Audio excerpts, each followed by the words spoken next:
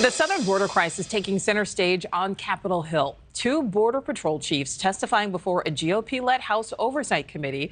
And it comes after DHS Secretary Alejandro Mayorkas attempted to block agents from testifying, and he actually successfully prevented two of them from speaking. Border correspondent Allie Bradley is live along the border tonight with what happened at today's hearing. Good evening, Allie. Yeah, good evening, Nichole. So we're talking about unprecedented border encounters. We're looking at a record number of gotaways and, of course, fentanyl flowing into the country at unprecedented rates. And we're hearing it for really the first time from people who are experiencing it on the front lines. The House Oversight Committee today grilling these two Border Patrol chiefs about what exactly is happening in their sectors. Take a listen.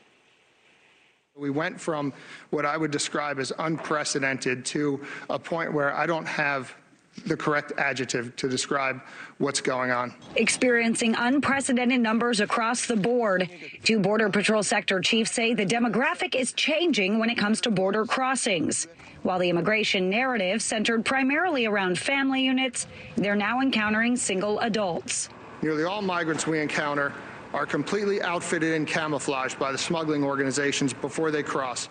Most run from and may fight our agents to avoid apprehension. House members put a major focus on the flow of fentanyl, using statistics showing that the overwhelming majority of the drug is seized by Customs and Border Protection officers at ports of entry. We had a change in president in 2020 and some changes in border policy. And what we can see here is that the facts show we are seizing a lot more fentanyl. And for me, as a mom, that is a sign of success. Last year, we seized about 700 pounds of fentanyl. To give you an idea, based on the lethality of a dose of fentanyl, that's enough to kill everyone in Arizona 21 times, or basically half the population of the United States. And that was encountered, 52% of that, so the majority of that was encountered in the field. So that is predominantly being backpacked across the border. They got mil-spec radios, they're carrying backpacks, they work for the drug cartels. What do you think's in the backpack?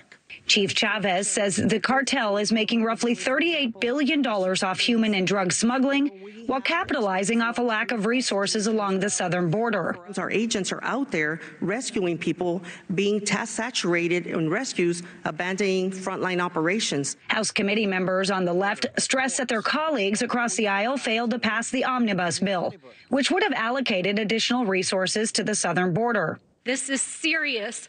People's lives are in the balance. There are deaths happening all across our country because of these issues.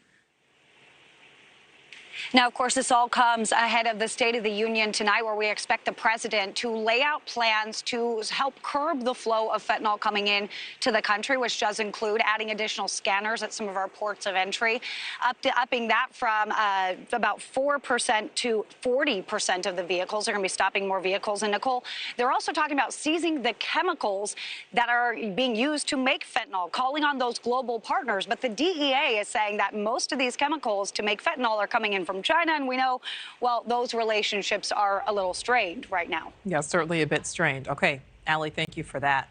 Thank you for watching. Go to newsnationnow.com to find NewsNation on your television provider. And don't forget to click the red subscribe button below to get more of NewsNation's fact-driven, unbiased coverage.